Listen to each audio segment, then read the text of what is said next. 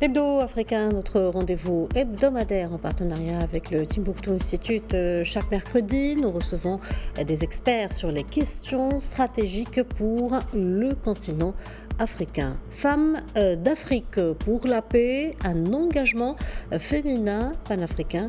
C'est l'objet de notre décryptage aujourd'hui. Et pour en parler, nous sommes en direct depuis Abidjan avec Madame Laure Olga Gandjouf, ancienne ministre des Affaires étrangères et ancienne médiatrice de la République du Gabon.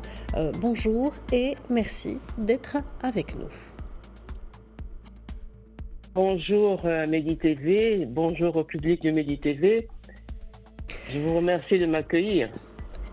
Alors, Madame Gandjouf, on connaît votre engagement depuis des décennies pour les grandes causes africaines, de par vos responsabilités gouvernementales précédentes, mais aussi votre implication dans de nombreuses initiatives en faveur du développement du continent, mais aussi l'autonomisation des femmes. Vous lancez cette fois-ci l'initiative Appel à la paix des femmes d'Afrique.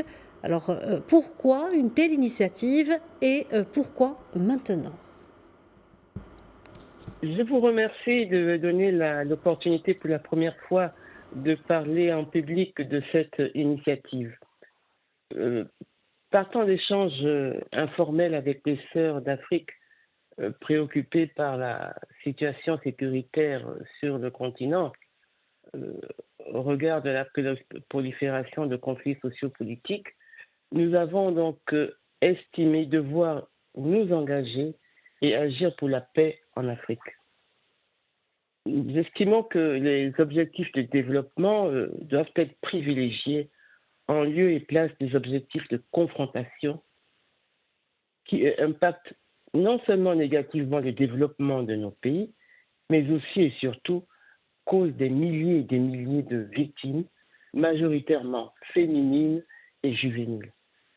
Aussi, avons-nous convenu avec mes sœurs d'Afrique de saisir l'opportunité de la célébration de la Journée internationale de la femme africaine ou de la Journée panafricaine de la femme, c'est ce nom, pour lancer l'appel des femmes d'Afrique pour la paix et le développement.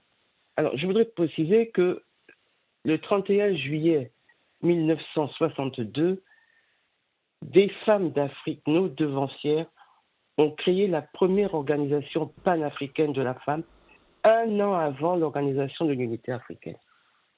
Alors, notre initiative se décline sur trois principaux axes. Réaffirmer le rôle séculaire des femmes dans le processus de paix, promouvoir les activités durables en encourageant des initiatives qui contribuent à la durabilité environnementale, économique et sociale, et surtout aussi mobiliser les femmes pour initier des changements positifs à travers des collaborations et des partenariats. Justement, Madame Gandjouf, qu'est-ce qui différencie votre initiative des précédentes en termes d'innovation et surtout de mobilisation ? La première chose qu'il faut savoir, c'est que le spectre de femmes impliquées sera le plus large possible. Nous partons de la femme au foyer à la femme dirigeante, en passant par l'ingénieur, la journaliste, le médecin, l'enseignante, la commerçante. Toutes les couches socio-professionnelles sont concernées. Et nous entendons donc mobiliser les femmes à travers des ateliers, des campagnes de sensibilisation et surtout des formations. L'initiative l'appel à la paix des femmes d'Afrique veut créer une plateforme inclusive où des femmes sont entendues et valorisées. Ceci pour pouvoir augmenter la participation des femmes engagées dans des projets communautaires et des processus décisionnels, comme je l'indiquais. Renforcer les capacités des femmes en constituant des groupes de femmes formées, bien formées et équipées pour mener des initiatives de paix et de développement durable. Accroître aussi l'impact communautaire pour des communautés plus résilientes et mieux se préparer à affronter les défis futurs. Madame Ganjou, Voilà. après l'événement à portée continentale du 31 juillet que vous organisez avec l'appui du Timbuktu Institute, quelles seront les étapes suivantes pour que cette initiative puisse aboutir à une démarche durable, comme vous le dites, au service de la paix et du développement en Afrique?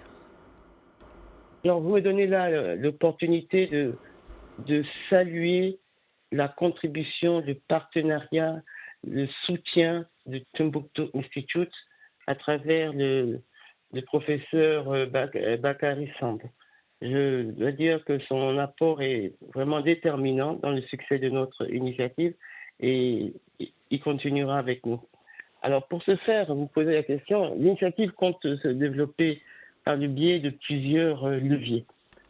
Il s'agit d'une part de créer une structure formelle légère pour déployer les activités de manière cohérente, de mobiliser une masse critique de femmes pour soutenir la cause de la paix, d'assurer la continuité et la durabilité des actions que nous allons entreprendre et de les étendre sur les 54 pays du continent en créant des synergies entre les associations féminines afin de maximiser l'impact des initiatives qui seront entreprises.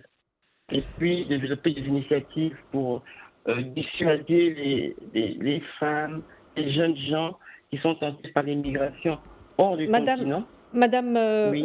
Laure Olga Ganjou, merci d'avoir répondu à notre invitation. Je rappelle que vous êtes ancienne ministre des Affaires étrangères et ancienne médiatrice de la République du Gabon. Je vous remercie.